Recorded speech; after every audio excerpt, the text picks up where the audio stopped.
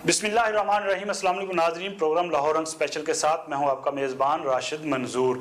नाज़रीन, बाबा कौम कायद आज़म मोहम्मद अली जिन्ना ने हमेशा तहरीक पाकिस्तान और क़याम पाकिस्तान के जद्दोजहद में नौजवानों का अपना मुखातब रखा।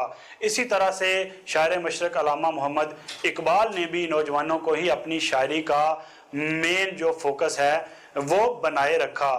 लेकिन बदकिस्मती से आज उस तरह से नौजवानों का, स्टूडेंट यूनियन का और तलबा सियासत का जो किरदार है वो हमें नज़र नहीं आता। शायद इसकी वजह ये भी कही जा सकती है कि अब सियासत को कारोबार बना दिया गया है।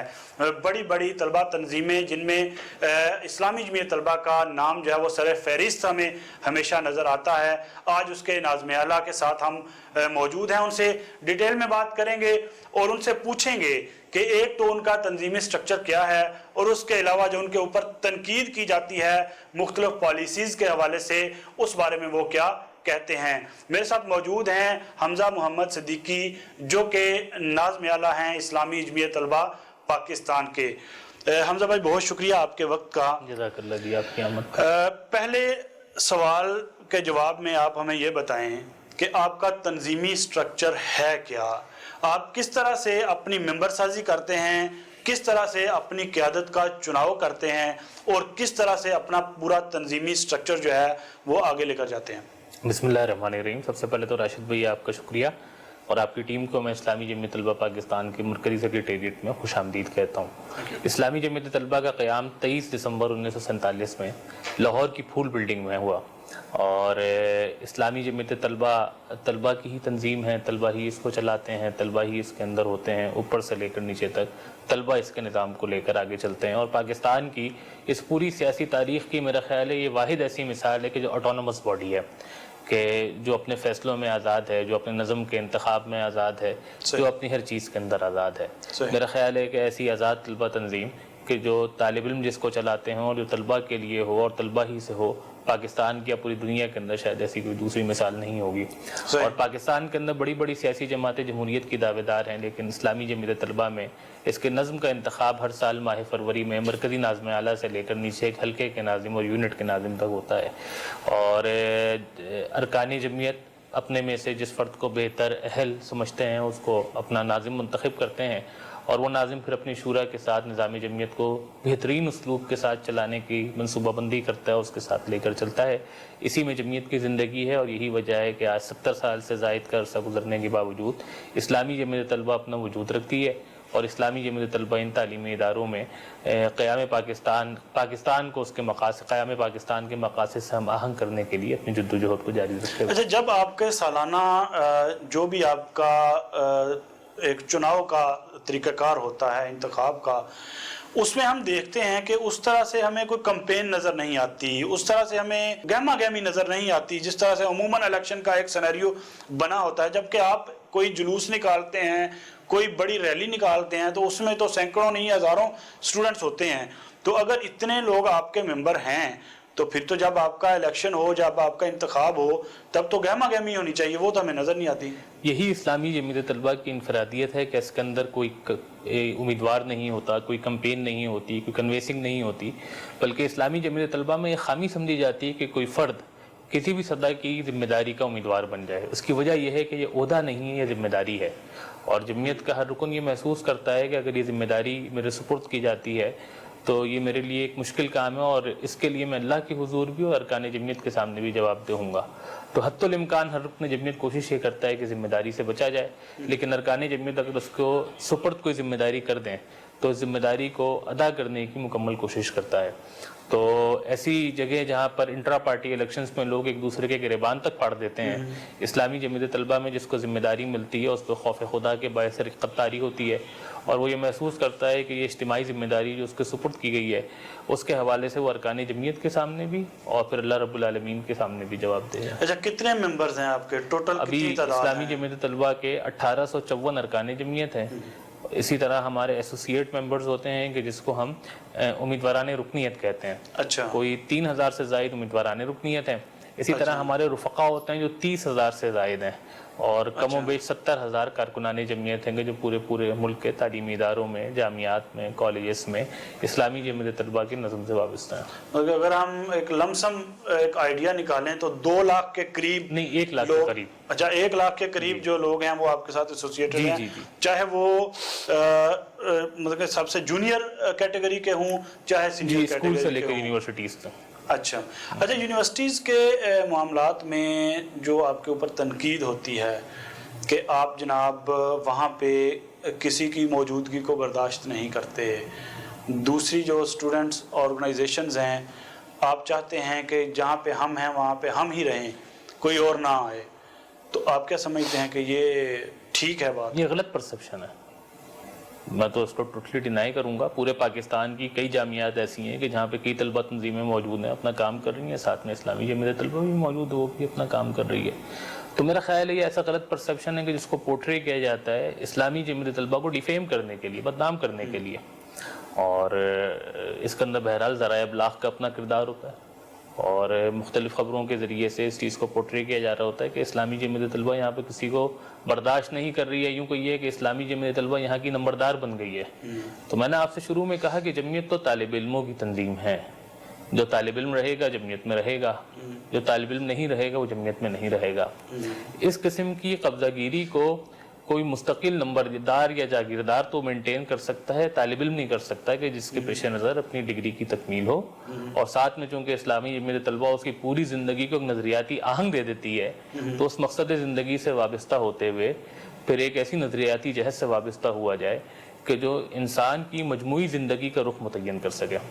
تو جمعیت کے حوالے سے غلط پرسیپشن ہے کہ جو مختلف مواقعوں کے اوپر ابھارا جاتا ہے، اور میں اس کو ٹوٹلی ڈینائی کرتا ہوں۔ پورے پاکستان کے اندر مختلف تعلیمی اداروں میں لوگوں کو اصول، قاعدے، ضابطے کے مطابق کام کرنے کی اجازت ہونی چاہیے، اور یہ تو جمعیت کا مسئلہ نہیں ہے، انتظامیہ کا مسئلہ ہے، ریاست کا مسئلہ ہے، حکومت کا مسئلہ ہے۔ اچھا ریاست اور حکومت کی ہم بات اگر آپ کر رہے ہیں تو تقریباً 32 سال ہو گئے ہیں آپ کی یونین کو بین لگے ہوئے۔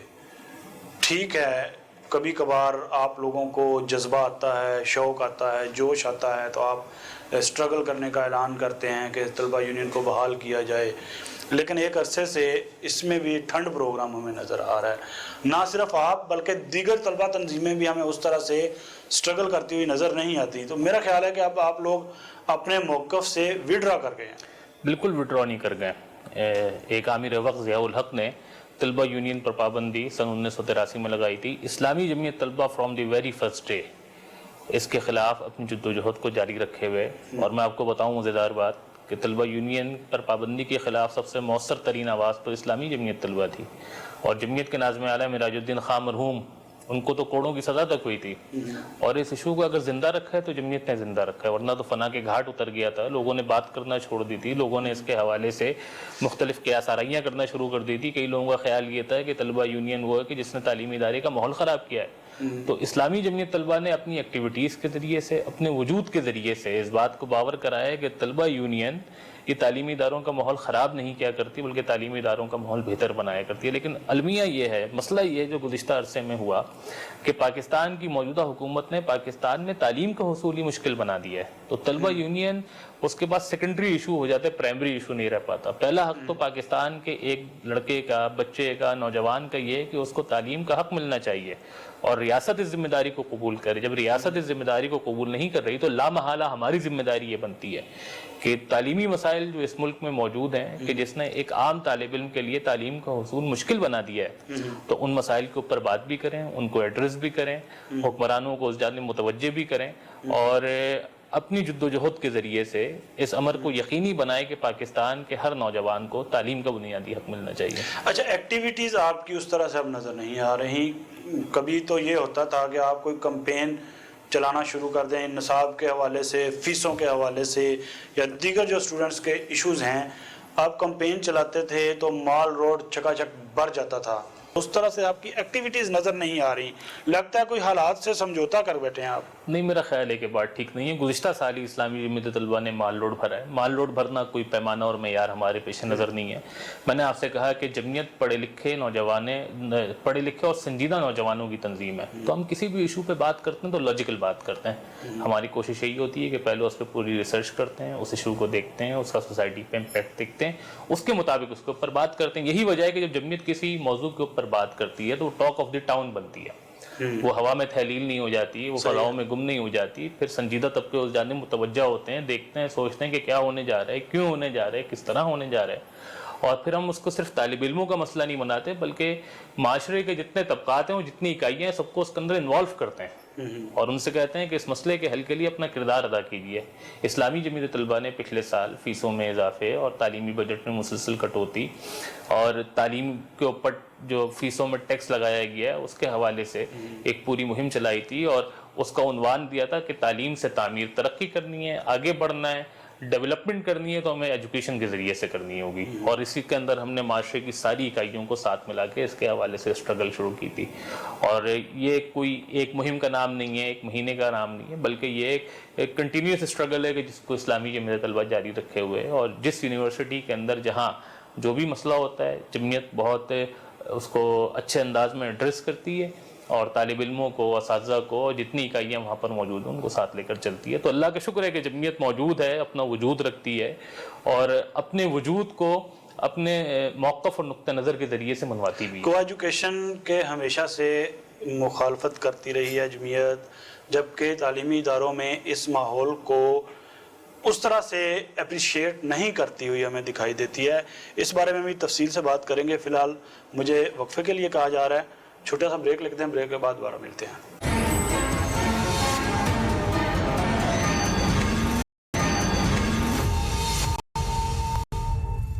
ब्रेक के बाद दोबारा से खुशामदीद कहते हैं। हमारे साथ मौजूद हैं इस्लामी जमीयत तलबा पाकिस्तान के नाज़िम आला हमजा मोहम्मद सिद्दीकी। हमजा मोहम्मद सिद्दीकी जो हैं वो कराची में ज़ेर तालीम हैं, लेकिन चूँकि इनको ज़िम्मेदारी दे दी गई है इस्लामी जमीयत तलबा की, तो अक्सर औकात ये लाहौर में जमीयत के हेड ऑफिस में ही पाए जाते हैं। आज हमारे साथ मौजूद हैं। ब्रेक में जाने से पहले हमजा भाई, हम बात कर रहे थे कि यूनिवर्सिटीज़ में जो को एजुकेशन है, अवाइल में किसी दौर में इस्लामी जमीयत तलबा उसकी बड़ी मुखालफ रही है। ख़ुसूसन हम देखते हैं कि यूनिवर्सिटी में मखलूत तरीक़ाकार जो स्टूडेंट्स का आपस में होता था, अगर कहीं पे लड़की लड़का दोनों क्लास फेलोज़ बैठ गए हैं तो जमीयत के नौजवान उनको मना करते थे और उन्हें उठाते थे, जिसके ऊपर लड़ाई झगड़े भी होते थे और केसेस भी चलते थे जमीयत के लोगों के ऊपर। जमीयत के लोगों के ऊपर पुरतशद्दद कार्रवाइयों का इल्ज़ाम लगाकर यूनिवर्सिटी से निकाला भी जाता था। तो आप क्या समझते हैं कि अब सिनेरियो कुछ तब्दील हुआ है कि पॉलिसीज़ वही हैं? वैसे तो इल्ज़ाम की बात करके आपने बात खुद ही मुकम्मल कर दी है और मज़ीद इसके अंदर गुंजाइश बाकी नहीं रह गई है। लेकिन जो हमारा उसूली मौक़िफ़ है वो ये है कि पाकिस्तान के अंदर हर नौजवान, वो लड़का हो लड़की हो, उसको तालीम का बुनियादी हक़ मिलना चाहिए। और अगर मखलूत तालीम नहीं होगी, को एजुकेशन नहीं होगी, तो हमें खुशी होगी कि हमारे घर की भी बहनें वो बहुत आसानी के साथ अपने तालीमी इदारों के अंदर जाके तालीम हासिल कर सकेंगी और उनको किसी चीज़ का कोई खौफ नहीं होगा। और दीन ने भी जो इख्तिलात मर्द व ज़न का पूरा तस्वुर पेश किया है उसके अंदर ये लड़कों के लिए भी बहुत अच्छा है और तालिबात के लिए भी बहुत अच्छा है कि उनके अच्छे तालीमी इदारे मौजूद हों जहाँ तालीम की अच्छी फैसिलिटी उनको रियासत प्रोवाइड कर सके और वहाँ पे एक आज़ाद माहौल पे एक अच्छे अंदाज में अपनी तालीम को मुकम्मल कर सकें और इसके ज़रिए से वो पाकिस्तान की तामीर व तरक्की में और पूरी उम्मत की तामीर व तरक्की में और इस पूरे जहान की तामीर में अपना किरदार अदा करें। अच्छा, यूनिवर्सिटीज़ में पुरतशद्दद कार्रवाइयाँ जो होती रही हैं, चाहे उसमें जमीयत कसूरवार है या नहीं, चाहे कोई और तलबा तंजीम या और तलबा का कोई ग्रुप है, उसकी ज़िम्मेदारी बनती है या उसका कसूर बनता है, लेकिन इन पुरतशद्दद कार्रवाइयों की वजह से आप क्या समझते हैं कि वालिदैन अपने बच्चों को सरकारी तालीमी इदारों में भेजने से कतराना नहीं शुरू हो गए, जिसकी वजह से प्राइवेट सेक्टर जो है वहाँ पर रुझान जो है वो बढ़ता जा रहा है स्टूडेंट्स का? ये जो आपने प्राइवेट सेक्टर और पब्लिक सेक्टर का मवाजना किया, बहुत बेहतर मवाजना है। پرتشدد کارروائیوں کی تو کسی درجے میں نہ حمایت کی جا سکتی ہے، نہ سپورٹ کیا جا سکتا، نہ اس کے پیچھے کھڑا ہوا جا سکتا ہے، لیکن میرا خیال ہے کہ تعلیمی اداروں میں صورتحال وہ نہیں رہی کہ جس طرح پورٹری کیا گیا۔ اچھا، عدالت کے اندر وکیل لڑ جاتے ہیں تو کیا لوگوں نے عدالتوں میں جانا چھوڑ دیا ہے؟ ایوانوں میں سیاستدان گتھم گتھا ہوتے ہیں تو کیا لوگوں نے انتخابات کرنے اور اس میں اپنے نمائندے منتخب کرنا چھوڑ دیے؟ ٹاک شوز کے اندر لوگ ایک دوسرے کا گریبان پکڑے کھڑے ہوتے ہیں۔ تو چونکہ ایک پورا اخلاقی انحطاط اور زوال پوری سوسائٹی میں موجود ہے، تو تعلیمی ادارہ اس سے کیسے بچ سکتا ہے؟ جب وہ اپنے بڑوں کو دیکھتے ہیں، ریاست کے چلانے والوں کو دیکھتے ہیں، اپنے زعماء کو دیکھتے ہیں کہ ایک دوسرے کے اوپر کیچڑ اچھال رہے ہیں، گریبان پکڑ رہے ہیں۔ اور آپ نے بات کی اور میں نے اس کے اندر جمعیت کی انفرادیت بھی بتائی کہ جمعیت تو چلے کسی سیاسی جماعت کی رکیل نہیں ہے، باقی ساری طلبہ تنظیمیں تو سیاسی جماعتوں کی رکیل بنی ہوئی تھی۔ تو جب مفادات کی حصول کے لیے کوئی چیز کی جاتی ہے تو اس کے اندر لامحالہ یہ دشواری پیش آتی ہے کہ طلبہ بھی آپس کے اندر گتھم گتھا ہوتے ہیں، لڑائی کی صورتحال پیش ہو جاتی ہے۔ لیکن میں آپ سے کہوں کہ یہ طلبہ ہی ہیں کہ جو آگے بڑھ کے آپس میں صلح بھی کرتے ہیں، اپنے بڑوں کی انوالومنٹ کے بغیر کرتے ہیں۔ لڑائی ہوگی کوئی بات نہیں، ہوگی لڑائی، نہیں ہونی چاہیے تو پھر بھی ہوگی، لیکن یہ طالب علم آگے بڑھتے ہیں، انہی میں سے کوئی فرد ہوتا ہے، کوئی بڑا ہوتا ہے، طالب علم ہوتا ہے، آگے بڑھتا ہے، دوسرا گروہ ہوتا ہے، اس سے بھی کوئی طالب علم آگے آتا ہے، باہم شیر و شکر ہوتے ہیں، گلے ملتے ہیں، مستقبل کا کوئی لائے عمل طے کر لیتے ہیں کہ یہ تو ہماری حدود ہیں، تمہاری حدود ہیں، اگر ہمارا کوئی فرد یہ غلطی کرے گا تو ہم اس کی تعدیب کریں گے، تمہارا کرے گا تو اس کی تعدیب کریں گے۔ اس لیے طالب علموں نے تو ہمیشہ میچیورٹی کا ثبوت دیا ہے۔ یہ میچیورٹی میری خواہش ہے کہ پاکستان کی سیاسی جماعتوں میں بھی موجود ہو۔ اچھا، جماعت اسلامی کے ساتھ آپ مطلب یہ ڈینائی کر رہے ہیں کہ جماعت اسلامی کے ساتھ آپ کا اس طرح سے جماعت کا انفلوئنس جو ہے وہ آپ کے اوپر نہیں ہے جس طرح سے دوسری سیاسی جماعتوں کا ہے؟ جمعیت کا اپنا کانسٹیٹیوشن ہے، دستور ہے، جمعیت کا اپنا نظم ہے، جمعیت کی اپنی شورائیں ہیں، ایگزیکٹو کونسلز ہیں، جمعیت کے اپنے فیصلے ہیں۔ تو جمعیت جیسی مثال تو میرا خیال ہے پوری دنیا میں کوئی نہیں ہوگی۔ نہیں تو میری بات سنیں نا کہ جب کوئی لڑائی جھگڑا آپ کا ہوتا ہے، فرض کیا فار انسٹنس پنجاب یونیورسٹی میں لڑائی ہوتی ہے، ہم نے کئی دفعہ دیکھا ہے کہ جماعت اسلامی کے لوگ جو ہیں وہ بیچ میں پڑھ کے تو بیچ بچاؤ کرتے رہے ہیں، صلح صفائی کروانے کی کوشش کرتے رہے ہیں، تو آپ کس طرح سے کہہ سکتے ہیں کہ ان کا انفلوئنس نہیں ہے؟ کسی پرٹیکولر کیس کے اوپر تو کوئی بات کی جا سکتی ہے، لیکن ظاہری بات ہے کہ وہ اپنی مرضی سے تو نہیں آتے نا، جمعیت ہی ان سے کہتی ہے، وہ نہیں کہتے جمعیت کو، جمعیت ان سے کہتی ہے کہ جی اس طرح کا معاملہ ہو گیا، اگر سامنے سے ان کے بڑے آ رہے ہیں، ورنہ تو جمعیت کی ایک روایت یہ رہی ہے کہ جمعیت ان معاملات میں بھی خود ڈیل کر لیتی ہے اور بہت اچھے انداز میں ڈیل کر لیتی ہے۔ لیکن اگر کہیں ضرورت پڑتی ہے، حافظ سلمان بٹ مرحوم اللہ تعالیٰ ان کو غریق رحمت کرے، وہ تو ہمارے سرپرست تھے، مربی تھے، رہنما تھے، بہت عظیم آدمی، اور یقین جانے کہ ان کے جانے کے بعد سے تو جمعیت کے کئی لوگ ہیں اور ہم سب سمجھتے ہیں کہ ہم یتیم ہو گئے ہیں، اور ہمارے سر پہ سایہ تھے، اور تپتی ہوئی دھوپ میں بادل کا ٹکڑا تھے، اور برستی ہوئی بارش کے اندر سایہ تھے، چھاؤں تھے۔ تو انہوں نے تو ہمیشہ لاہور شہر، یہاں کے تعلیمی اداروں میں قیام امن میں اپنا کلیدی کردار ادا کیا ہے۔ حافظ سلمان بٹ صاحب کی اگر بات کی جائے نا تو حافظ سلمان بٹ صاحب جیسے بے لوث، جی بالکل، بے کوئی لوث اس میں شک نہیں ہے، اور بے لوث خدمت کرنے والے اور سپورٹ کرنے والے شاید اب جمعیت کو نہ ملیں، کیونکہ جب ان کی رحلت ہوئی تھی، وہ بہت بڑے آدمی ہیں اصل میں۔ حافظ سلمان بٹ کو جب آپ بریکٹ کر لیتے ہیں تو یہ ان کے ساتھ زیادتی ہوتی ہے۔ یہ جمعیت کے ساتھ تو لامحالہ، جمعیت تو ان کا عشق تھا، غرور تھا، فخر تھا، ان کے سر کا تاج تھا، اور جمعیت کا تذکرہ کرتے ہوئے آپ دیدہ ہوتے تھے، ہمیں گلے لگاتے تھے، اور جو جمعیت سے محبت ہے، میرا خیال ہے کوئی بندہ جمعیت سے اس طرح کی محبت کر ہی نہیں سکتا۔ لیکن حافظ سلمان بٹ کی پرسنالٹی بہت بڑی تھی، وہ ہر طبقہ فکر کے لیے قابل قبول تھے، بالکل ایسے، یہی وہ وجہ ہر نظریاتی اکائی کے لیے یہی قابل وجہ قبول ہے تھے۔ کہ کسی حکومتی عہدے میں نہ ہوتے ہوئے بھی ان کی بات مانی جاتی تھی اور اقبال نے سنی کہا ہے جاتی کہ تھی۔ داراؤ سکندر سے وہ مرد فقیر اولا ہو جس کی فقیری میں بوئے اسد اللہ ہی، تو فقیر لوگ تھے وہ تو۔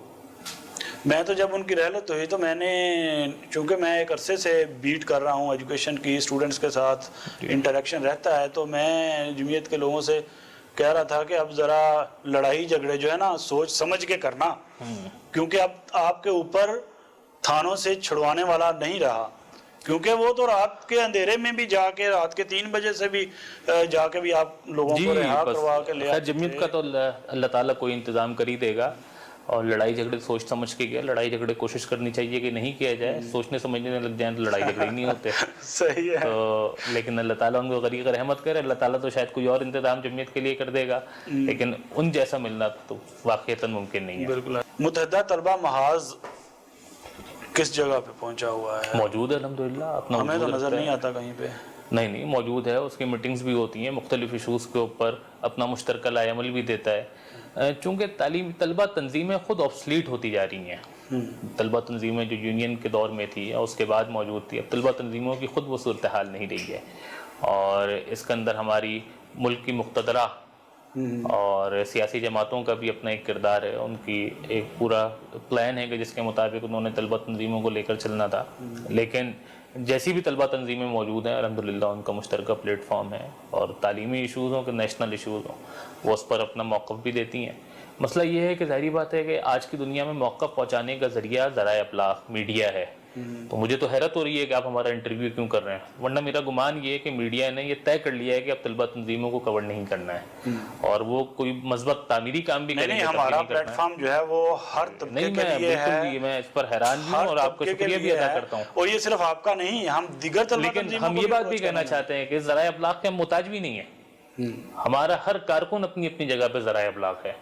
ये नहीं भी दिखाएंगे तो अपना वजूद रखेंगे भी और मनवाएंगे। चलें, वो तो आपका एक पॉइंट ऑफ व्यू है ना, वो नहीं आपकी पॉइंट सोच ऑफ है, व्यू नहीं है, उस ये पे तो पाबंदी बिल्कुल नहीं है, हाँ, किसी ये किस्म तो की हो सकती है। मैंने आपसे कहा ना कि ये ज़राए अब्लाग़ के मुताज भी नहीं है, और कभी किसी से कहा भी नहीं है। अल्हम्दुलिल्लाह हमारा कारकुन अपनी अपनी जगह पे ज़राए अब्लाग़ और इतनी क़ुव्वत रखता है, इतना पोटेंशियल रखता है कि ज़राए अब्लाग़ की क़ुव्वत के बगैर जिनके पीछे ज़राए अब्लाग़ की क़ुव्वत मौजूद है उनका मुकाबला करता है और मर्दाना वार करता है और शिकस्त देता है। अच्छा, तो इस जैसा जज्बा, हौसला और कारकुन ये ब्लेसिंग है जमयत के लिए, जमयत के लिए बहुत बड़ी नेमत है। और मैं समझता हूँ कि पूरे पाकिस्तान के अंदर कोई सियासी जमात, तलबा तंजीम तो बहुत दूर की बात है, कोई सियासी जमात ऐसी नहीं होगी जिसके पास इतना कमिटेड वर्कर कारकुन मौजूद है उसका, और जान की बाजी और तन मन धन सब कुछ लुटाने के लिए। अच्छा, आपने कमिटमेंट की बात की है कि कोई सियासी जमात ऐसी नहीं नज़र आ सकती कि जिसके पास इतना कमिटेड वर्कर हो, लेकिन क्या वजह है कि यहाँ पे लोग साद रफ़ीक बन जाते हैं, यहाँ पे एहसन इकबाल बन जाते हैं, यहाँ पे जावेद हाशमी बन जाते हैं, जो कि ट्रेनिंग लेते हैं आपकी नर्सरी से और बाद में चले जाते हैं दूसरी पॉलिटिकल पार्टीज़ में।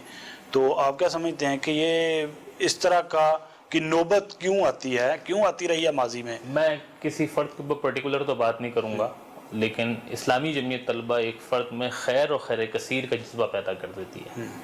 मुझे ये यकीन है कि जो फ़र्द इस्लामी जमयत तलबा में रहा हो, कोई एक आध गंदा अंडा भी निकल आता है, लेकिन जो फ़र्द इस्लामी जमयत तलबा में रहा हो वो माशरे में जहाँ भी होगा खैर और खैर कसीर का काम करेगा, पूरे जहान की तामीर का काम करेगा, उसका विजन बहुत ब्रॉडर होगा। तो ये अल्हम्दुलिल्लाह ये इस्लामी जमयत तलबा की क़ुव्वत भी है और ये इस्लामी जमयत तलबा की खूबी भी है। तो वो आज़ाद होता है आगे जाके क्या काम करे और किस तहरीक से, किस जमात से वाबस्ता हो जाए, लेकिन बहरहाल जहाँ भी जाए ये बात उसके पेश नज़र रहे कि उसने पाकिस्तान को क़याम पाकिस्तान के मक़ासिद से हम आहंग करना है, कि जिसके लिए हमारे आबा व अजदाद व बुज़ुर्गों ने कुर्बानी दी थी, कि जिसके लिए कायद आज़म अल्लाह रहमा ने तहरीक बर्पा की थी, कि जिसका ख्वाब अल्लामा इकबाल रहमहुल्लाह ने देखा था। ठीक है, तो ये जज्बा, ये फ़िक्र हम नौजवान को दे देते हैं, फिर वो जहाँ भी जाता है इस मिशन को लेकर आगे बढ़ता है। 2008 में पीपल्स पार्टी की गवर्नमेंट जो है वो बनी, उन्होंने आते ही ऐलान किया यूसुफ रज़ा गिलानी जो प्राइम मिनिस्टर थे कि हम स्टूडेंट यूनियन को बहाल करने जा रहे हैं। उसके बाद मुस्लिम लीग नून की हुकूमत आ गई, फिर ये मामला पसे पुश चला गया। उसके बाद जो हमारे इस वक्त के वज़ीर आज़म हैं ये कहते थे कि गैर सियासी तो जानवर होते हैं, स्टूडेंट्स को जाके कहते थे कि आप सियासत में हिस्सा लिया करें, आप सियासी बने, गैर सियासी सिर्फ जानवर होते हैं। और उन्होंने हमेशा दावा किया कि वो जब इक़्तिदार में आए तो वो स्टूडेंट्स का जो बुनियादी हक़ है, उनका हक़ के खुद इरादियत का, और जो उनका बुनियादी हक़ है अपनी लीडरशिप को मुंतखब करने का और सियासत में हिस्सा लेने का, वो उनको ये हक़ दिलवाएंगे। लेकिन हम देखते हैं कि अब उनको भी हम उसी डगर पे चलते हुए पाते हैं। इस बारे में भी डिटेल से बात करते हैं। फिर वक्त एक छोटा सा ब्रेक लेते हैं, ब्रेक के बाद दोबारा मिलते हैं।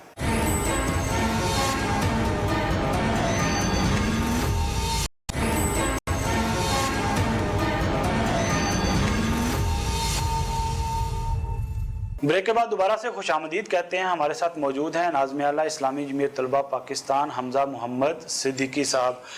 حمزہ بھائی، وزیر اعظم پاکستان جو کہ جب ان کی سیاسی جدوجہد تھی، اب تو 24 سالہ جدوجہد ان کی ہو گئی ہے، وہ کہتے تھے، ہمیشہ سے کہتے تھے کہ اسٹوڈنٹس کا جو بنیادی حق ہے وہ میں انہیں دلا کر رہوں گا. مطلب اس کا مقصد تو یہی تھا، مطلب یہی تھا ان کی بات کا کہ اسٹوڈنٹ یونین جو ہے اس کو بحال کیا جائے گا. تو اب وہ اقتدار میں آئے ہیں، تو کبھی آپ نے ان سے مطالبہ نہیں کیا کہ آپ اپنا وعدہ پورا کریں؟ مطالبہ تو ہمارا موجود ہے اپنی جگہ پہ. تو آپ کا کیا خیال ہے کہ یہ جو وزیر اعظم صاحب ہیں یہ بحال کر دیں گے؟ اتنے با اختیار ہیں کہ اپنے فیصلے لے لیں. نہیں، با اختیار ہونا یا نہ ہونا وہ ایک علیحدہ بات ہے. انہوں نے دعویٰ تو کیا تھا نا، اس دعوے کو تو کم از کم آپ ریمائنڈ تو کروائیں نا انہیں. گیلانی کی بات کی تھی کہ اس نے ابتدائی 100 دن کا پورا پلان پیش کیا تھا، تو ان کے 100 دن نہیں ہوئے. جس دن 100 دن ان کے ہو جائیں گے تو بحال ہو جائے گی. عمران خان صاحب پہلے بہت بات کیا کرتے تھے، یا ان کی منشور میں یہ چیز شامل تھی، تو کر دیں بحال. کیا رکاوٹ ہے ان کے راستے کی؟ کوئی رکاوٹ نہیں ہے راستے کی. مسئلہ یہ ہے کہ میرا خیال ہے، مسئلہ یعنی اس کو سمجھنے کی ضرورت یہ ہے کہ قوت فیصلہ تو بہت بات کی بات ہے، فیصلے کا اختیار ہی ان کے پاس نہیں ہے. ٹھیک ہے، اختیار نہیں ہوگا، لیکن آپ کیا سمجھتے ہیں کہ وجہ کیا ہے، کیوں نہیں کرتے؟ یہ وجہ بتا رہا ہوں نا، فیصلے کا اختیار ان کے پاس نہیں ہے. ان کو معلوم ہے کہ طلبہ یونین بحال ہو گئی تو اسلامی جمعیت طلبہ پورے پاکستان کی نمائندہ طلبہ تنظیم بن کر ابھرے گی. 1983 کے آخری انتخاب میں پورے پاکستان کے تعلیمی اداروں میں کم و بیش کلین سویپ کیا تھا اسلامی جمعیت طلبہ نے. تو اسلامی جمعیت طلبہ کے پاس فکر موجود ہے، دعوت موجود ہے، آرگنائزیشن موجود ہے، تاریخ موجود ہے. ان ساری چیزوں کی بنیاد پر آئے گی تو پورے ملک کے تعلیمی اداروں میں اسلامی جمعیت طلبہ کا ہی پھریرا لہرائے گا. اور اپنی کارکردگی کی بنیاد کے اوپر جب یہ ڈیلیور کرنا شروع کرے گی تو پورے ملک کے تعلیمی اداروں میں یہ موجود ہوگی. تو یہ خوف تو اس وقت بھی تھا جب ضیاء الحق صاحب نے طلبہ یونین پہ پابندی لگائی تھی. ان کے پیش نظر کیا تھا کہ اسلامی جمعیت طلبہ کو فنا کے گھاٹ اتار دیا جائے، ہواؤں میں گم اور فضاؤں میں تحلیل کر دیا جائے. حالانکہ جماعت اسلامی جو ہے وہ الائز تھی ضیاء الحق کی. چلیں یہ تو آپ موضوع کہیں اور لے جا رہے ہیں. وہ الائز تھی اور آپ جو ہے وہ آپ اس کے مخالف تھے. آپ کے ساتھ ان کی وہ اس طرح سے چپکلش. سیاسی موضوع پہ بات کریں گے تو اس کے اوپر کھل کے بات کریں گے کہ ضیاء الحق کون تھا، کیسے آئے تھے، کیا کچھ کرتے رہے، کیا کیا گل کھلائے ہیں. تو جو گل انہوں نے کھلائے ہیں انہوں نے تو کانٹوں کے سوا شاید اس چمن کو کچھ اور نہیں دیا ہے. لیکن بہرحال جو بات میں آپ سے کر رہا ہوں کہ عمران خان صاحب اگر فیصلے خود لینا شروع ہو جائیں گے اور فیصلے کا اختیار ان کے پاس آ جائے گا تو پھر ہم ان سے بات بھی کریں گے کہ آپ اس کو بحال کیوں نہیں کر رہے. لیکن جب فیصلے کا اختیار ان کے پاس نہیں ہے، نہ ہی انہوں نے فیصلے لینے ہیں، بلکہ بالکل اسی طریقے سے جس طرح پاکستان میں ساری سیاسی حکومتیں آتی ہیں اور آنے سے پہلے بڑے بلند و بانگ دعوے کرتے ہیں کہ ہم آئیں گے تو دودھ شہد کی نہریں بہا دیں گے، اور آنے کے بعد بتاتے ہیں کہ فلانا مسئلہ ہے اور ڈھمکانا مسئلہ ہے اور پچھلی حکومت کا مسئلہ ہے اور وہ یہ کر کے گئے ہیں اور ہمارے پاس، اور ایک ایسی پولیٹیکل انسٹیبلٹی پیدا ہو جائے گی کہ جس کے نتیجے میں تاثر یہ ملے گا کہ ان کو کام کرنے کا موقع نہیں دیا جا رہا. تو میں نے آپ سے کہا کہ موجودہ دور حکومت میں طلبہ یونین تو سیکنڈری ایشو ہے، حالانکہ اس کو بحال ہونا چاہیے. جو گراس روٹ لیول پہ ڈیموکریسی کے قیام کا دعویٰ کرتے ہیں وہ پاکستان کے سب سے باشعور ترین طبقے طالب علم کو بنیادی حق اس کو اپنے نمائندے کے چناؤ کا نہیں دیتے. تو دینا یہ سیاستدان موجود ہیں اسمبلیوں کے اندر، کیوں نہیں یہ بل لے کر آتے اور اس کو پاس نہیں کرتے؟ مختلف صوبائی اسمبلیاں اس کے اوپر کام کرتی ہیں لیکن نشستن گفتن تعامن برخاستن. اچھا، ایک بات ڈسکس کرنی ہے، پھر آپ کہیں گے کہ ذاتیات پہ بات نہیں کرنی چاہیے. حال ہی میں جماعت اسلامی کے رہنما لیاقت بلوچ صاحب کے صاحبزادے نے باہر سے پی ایچ ڈی کر کے آئے ہیں. اچھا، ان کی پی ایچ ڈی کے اوپر بڑی تنقید ہوتی رہی ہے کہ یہ دیکھیں جی، آپ پاکستان کے عوام کے بچوں کو تو کسی اور جانب جانے کی تلقین کرتے رہے ہیں اور اپنے بچے جو ہیں وہ باہر پڑھتے ہیں. آپ مخلوط تعلیم کی مخالفت کرتے رہے ہیں اور آپ کے بچے گوروں میں اور گوریوں میں جا کے پڑھ کے تو آ رہے ہیں. تو آپ کیا سمجھتے ہیں کہ یہ تنقید جو ہے وہ نامناسب ہے؟ بیس لیس ایلیگیشنز ہیں جس کا کوئی سر ہے نہ کوئی پیر ہے. ان عقل کے اندھوں کو الٹا نظر آتا ہے، لیلا نظر آتا ہے، مجنون نظر آتی ہے. میں تو اچھا ہوا آپ نے بات کر دی تو لیاقت بلوچ صاحب کو اور ان کے بیٹے کو مبارکباد پیش کرتا ہوں کہ انہوں نے الحمدللہ زبردست کامیابی حاصل کی. پاکستان کو پڑھے لکھے نوجوانوں کی ضرورت ہے بھائی. پاکستان کی ایک خاص اشرافیہ اس کا حق ہے کہ جائے پاکستان کے باہر سے تعلیمی اداروں سے پڑھ کر آئے اور پھر ہمارے سروں کے اوپر راج کرے اور پاکستان کا دیوالیہ نکال دے، اس کا بیڑا غرق کر دے. یہ لوگ بھی جائیں. علم کے، تعلیم کے، ہنر کے میدان میں آگے بڑھیں، واپس آئیں اور پھر پاکستان کو ترقی کی شاہراہ کے اوپر لے کر چلیں۔ تو اسلامی جمعیت طلبہ تو ہمیشہ اپنے نوجوانوں کو اس جانب متوجہ کرتی ہے، کاؤنسلنگ کرتی ہے اور کہتی ہے کہ یار پاکستان کو ترقی کے راستے پہ لے کے جانا ہے تو علم حاصل کرنا ہے، اور وہ علم حاصل کرنا ہے کہ جو علم نافع ہو، جو بہترین ہو۔ علم نافع وہ ہوتا ہے کہ جس سے آپ ہی نہیں، آپ کی پوری سوسائٹی بھی مستفید ہوتی ہے۔ تو علم حاصل کر کے آئیں اور اس سے اپنی سوسائٹی کو سرو کریں۔ اچھا، کالجز اور یونیورسٹیز کی بات اگر چھوڑیں تو سکولز لیول پہ کیا وہاں پر بھی کوئی آپ کی ایکٹیویٹیز ہوتی ہیں؟ جی بالکل۔ کیا سکول لیول پہ بھی اسٹوڈنٹس کو بقول آپ کے جو آپ گروم کرتے ہیں، کیا چھوٹے بچوں کو کی گرومنگ کا بھی کوئی سلسلہ ہے؟ جی جی بالکل۔ اسلامی جمعیت طلبہ تو اصل میں کریکٹر ڈیولپمنٹ کا کام کرتی ہے، شخصیت سازی کا کام کرتی ہے، اور یہی جمعیت کے قیام کا بنیادی مقصد ہے کہ ہم نے جو جمعیت کا نصب العین ہے اس کے اندر انسانی زندگی کی تعمیر، یہ وہ بنیادی کام ہے کہ جو اسلامی جمعیت طلبہ کرتی ہے۔ تو وہ اسکول کے اسٹوڈنٹس ہوں، کالجز کے ہوں، یونیورسٹیز کے ہوں، ہر دائرے کے اندر جمعیتی کام کر رہی ہوتی ہے۔ نہیں، سکولز کے کس طرح سے؟ سکولز میں تو کبھی ہمیں نظر، ہم خود سکول سے پڑھ کے آئے ہیں، ہمیں تو کبھی نظر نہیں آیا۔ آپ کے اسکول میں شاید نہیں ہوگا، دیگر اسکولز کے اندر ہوتا ہے۔ اچھا، ہائر ایجوکیشن کی اگر ہم بات کریں تو آج کل آپ دیکھ رہے ہیں کہ ہائر ایجوکیشن کمیشن کے چیئرمین کو گورنمنٹ نے ہٹا دیا نا عہدے سے، ابھی وہ تقریباً وہ عہدہ خالی پڑا ہوا ہے۔ ہائر ایجوکیشن کمیشن کا کردار پچھلے کچھ عرصے سے یونیورسٹیز کے حوالے سے آپ کیا سمجھتے ہیں کہ مناسب ہے؟ کیونکہ یونیورسٹیز کے بجٹ میں بہت بڑا کٹ لگایا گیا ہے پچھلے 2 سے 3 سالوں میں، اور یونیورسٹیز کے اساتذہ جو ہیں وہ بری طرح سے اس سے متاثر ہوئے ہیں۔ ایک استاد متاثر ہوگا تو یقینی طور پر اس کا اثر جو ہے وہ اسٹوڈنٹس کی تعلیم کے اوپر پڑے گا۔ تو یہ کٹ کس نے لگایا؟ ایچ ای سی نے لگایا؟ ظاہر ہے فیڈرل گورنمنٹ نے لگا نا، حکومت نے لگایا۔ انہوں نے یہ کام نہیں کیا کہ ایچ ای سی کے چیئرمین کے ساتھ مسئلہ کیا ہے، ایچ ای سی کا پورا حلیہ بگاڑ دیا ہے، ایچ ای سی کو ختم کر دیا ہے۔ اور مجھے سمجھ میں نہیں آتی اتنے خوفزدہ کیوں ہوتے ہیں کہ بھائی جب قومی اسمبلی موجود ہے، سینٹ موجود ہے، ایوان نمائندگان موجود ہے، تو وہاں بل لے کر جاؤ، وہاں پاس کرو، وہاں بحث کرو۔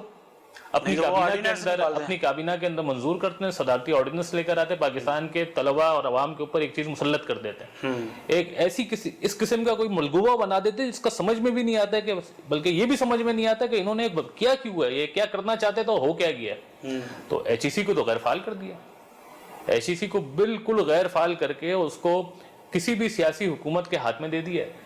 کوئی کنسسٹنسی نہیں ہوگی، کوئی پالیسی نہیں ہوگی، اور جب پالیسی اور کنسسٹنسی نہیں ہوگی تو اس کا نقصان یہ ہوگا کہ پاکستان کی جامعات جن کا دیوالیہ نکل گیا تاکہ ان کو فنڈز نہیں مل رہے، وہ جامعات پھر تباہی سے دوچار ہو جائیں گے، جو تباہی کے دہانے پہ پہنچے ہیں وہ تباہی سے دوچار ہو جائیں گے۔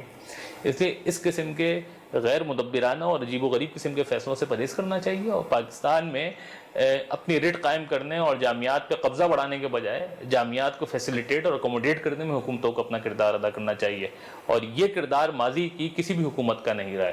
اپنے لوگوں کو ایڈجسٹ کرنے کے لیے، سیاسی بھرتیاں کرنے کے لیے، نوازنے کے لیے پاکستان کی تعلیم اور تعلیمی اداروں کو اور اس سے وابستہ اداروں کو استعمال کیا جاتا ہے، اور تعلیم بے شک جائے چولہے کے اندر بھاڑوں میں کسی کی کوئی فکر نہیں، پرواہ نہیں ہے۔ خیبر پختونخوا کی یونیورسٹیز، بعض یونیورسٹیز کے پاس اتنے فنڈز نہیں ہیں کہ وہ اپنے اساتذہ اور ملازمین کو تنخواہیں دینے کے قابل ہوں۔ ایون کہ اب تو لاہور کی ایک بڑی تاریخی یونیورسٹی ہے یو ای ٹی، پچھلے سال اس کا بھی یہی ایشو نکلا تھا کہ ان کے پاس بھی فنڈز نہیں تھے کہ وہ اپنے ملازمین کو، اساتذہ کو تنخواہیں دے سکے۔ انہوں نے تو ایون زکوٰۃ کے لیے بھی اپیل کر رکھی تھی۔ تو آپ کیا سمجھتے ہیں کہ یہ اتنی نوبت اور اتنا کرائسس جو ہے وہ اس کی وجہ کیا ہے؟ اس کی وجہ حکومت کی عدم توجہ ہی ہے، ترجیحات میں تعلیم نہیں تو یہ تو اچانک سے تو نہیں عدم توجہ جب آپ بجٹ الوکیٹ نہیں کریں گے تو کہاں سے وہ تنخواہیں ادا کریں گے؟ یعنی ایچ ای سی نے پچھلے سال کہا تھا کہ ہم 104.95 بلین ہمیں دیا جائے ریکرنگ بجٹ تو ہم پاکستان کی جامعات کو چلا سکتے ہیں۔ حکومت نے ان سے کمٹ کیا کہ ہم آپ کو 70 بلین دیں گے، حکومت نے اپنی اس کمٹمنٹ کو ہی پورا نہیں کیا، محض 63 بلین دیا ہے۔ 2020 کے اندر جو فسکل ایئر 2020 ٹو 2021 کا بجٹ ہے اس کے اندر ایچ ای سی کو 2018 اور 17 کے بجٹ سے کم الوکیٹ کیا گیا، یہ دیکھ لیجیے۔ اچھا، تو کالجز کی جو صورتحال اگر ہم دیکھیں تو اتنی ناگفتہ بے ہوتی جا رہی ہے، ان کا سٹینڈرڈ اتنا لو ہو چکا ہے کالجز کا کہ سرکاری سکولوں جیسا ان کا حال ہوتا جا رہا ہے۔ وہ تعلیمی ایمرجنسی کا دعویٰ کرنے والوں نے تعلیم کو ایمرجنسی اور آئی سی یو سے نکال کے اب وینٹیلیٹر تک پہنچا دیا اور قرب المرگ ہیں۔ تو اگر پاکستان کے سنجیدہ طبقے اس جانب متوجہ نہیں ہوں گے تو پاکستان میں تعلیم کا تو کوئی پرسان حال نہیں ہے۔ اور یہ صرف ایک طلبہ تنظیم کا اور طلبہ کا مسئلہ نہیں ہے، ہر طبقے کا مسئلہ ہے۔ تعلیم کا حصول مشکل بنا دیا گیا ہے۔ یار اب بتائیں نا، سرکاری جامعات میں 1-1 لاکھ روپے فیس لی جا رہی ہے، میں تو نہیں پڑھ سکتا 1 لاکھ روپے دے کے، نہ میرا خیال ہے کہ میں آگے اپنے بچوں کو پڑھا سکتا ہوں 1 لاکھ روپے دے کے، میری تو اتنی کیپیسٹی نہیں ہے، آپ کی بھی نہیں ہوگی میرے خیال سے 1 لاکھ روپے دے کے پڑھیں اپنے بچوں کو پڑھیں۔ تو ایک عام طالب علم کے لیے جب تعلیم کو حصول مشکل بنا دیا جائے گا تو ہم تو یہی کہیں گے نا کہ تعلیم کا کوئی پرسان حال نہیں ہے، اور پاکستان میں وسائل کی طرح اب تعلیم کو بھی ایک خاص طبقے تک محدود کرنے کی کوشش کی جا رہی ہے۔ وہی خاص وڈیرا جاگیردار سرمایہ دار طبقہ جو ہمارے اوپر مسلط ہے، وہ یہ چاہتا ہے کہ پاکستان کے ایک عام طالب علم سے تعلیم کا حق بھی چھین لیا جائے، اور یہی بات اسلامی جمعیت طلبہ کر رہی ہے۔ اور ہم پاکستان کی جتنی اکائیاں ہیں ان سے یہ کہتے ہیں کہ یار ہر قسم کی سیاسی وابستگی سے پالاتر ہو کے پاکستان میں تعلیم کے فروغ میں اپنا کردار ادا کریں، اور اس قدر مشترک اور درد مشترک کے اوپر اکٹھا ہو جائیں کہ پاکستان آگے اس وقت بڑھے گا جب تعلیم میں آگے بڑھے گا، اور تعلیم جب عام ہوگی اور ریاست اس کی ذمہ داری لے گی اور فیسیں کم کی جائیں گی، اور ایک عام طالب علم کے لیے ممکن ہو سکے گا کہ پاکستان کے کسی بھی عام تعلیمی ادارے کے اندر جا کے تعلیم حاصل کر سکے، تو یہی پاکستان کی ترقی کی بنیاد اور ضامن ہے۔ آپ ایسا کیا کوئی لائحہ عمل رکھتے ہیں ان فیوچر کہ کوئی امید کی کرن آپ کو نظر آ جائے کہ اسٹوڈنٹ یونین بحال ہونے جا رہی ہے یا اسٹوڈنٹس کا حق جو ہے وہ انہیں ملتا ہوا دکھائی دے؟ ایک مستقل جد و جہد، ایک کنٹینیول اسٹرگل ہمارے اس مطالبے کو انشاءاللہ منطقی انجام تک پہنچائے گی، اور یہ مطالبہ منظور ہوگا ایک دن، مجھے یقین ہے، میں نا امید اور مایوس نہیں ہوں، مجھے اپنی جد و جہد کے اوپر اور قربانیوں کے اوپر بالکل یقین اور شرح صدر ہے کہ اس کے نتیجے میں انشاءاللہ وہ دن آئے گا۔ لیکن اسلحہ کلچر متعارف ہوا جنرل ضیاء الحق کے دور کے بعد تعلیمی اداروں میں، کیا آپ کیا سمجھتے ہیں یہ بہت بڑی رکاوٹ نہیں ہے اس کی بحالی میں؟ کہاں ہے اسلحہ پاکستان کے تعلیمی اداروں میں؟ یو ای ٹی میں قتل و غارت ہوتی رہی، ایم اے او کالج میں قتل و غارت ہوتی رہی، پنجاب یونیورسٹی میں قتل ہوتے رہے، تو آپ کیا سمجھتے ہیں کہ یہ وہ خوف ہے جس کی وجہ سے اس کی بحالی میں بہت بڑی رکاوٹ پیدا ہو چکی ہے، اور سیاسی جماعتیں جو ہیں اور حکومتیں اور ریاست جو ہے وہ اس کی بحالی کے لیے آمادہ نہیں ہے؟ دیکھیں یہ بات ٹھیک ہے کہ تعلیمی اداروں کے اندر طالب علموں کا قتل بھی ہوا ہے، اس تو کسی کو انکار نہیں ہے، لیکن میرا خیال ہے کچھ افراد کے قتل کو اس طرح پورٹریٹ کر دینا کہ تعلیمی اداروں کے اندر اب قلم نہیں اسلحہ چلا کرتا، تو یہ بھی مناسب نہیں ہے۔ یعنی جہاں اس کی کوئی جسٹیفیکیشن دی جا سکتی وہاں اس پکچر کو پورٹریٹ کرنا بھی مناسب نہیں ہے۔ تو تعلیمی اداروں کے اندر جو اسلحہ لایا ہے میرے خیال سے مضموم مقاصد کے حصول کے لیے لایا ہے، وہ کسی درجے میں کامیاب ہو گیا تھا، لیکن اب تو الحمدللہ پاکستان کے تعلیمی اداروں میں میں نے تو اسلحہ نہیں دیکھا کہیں۔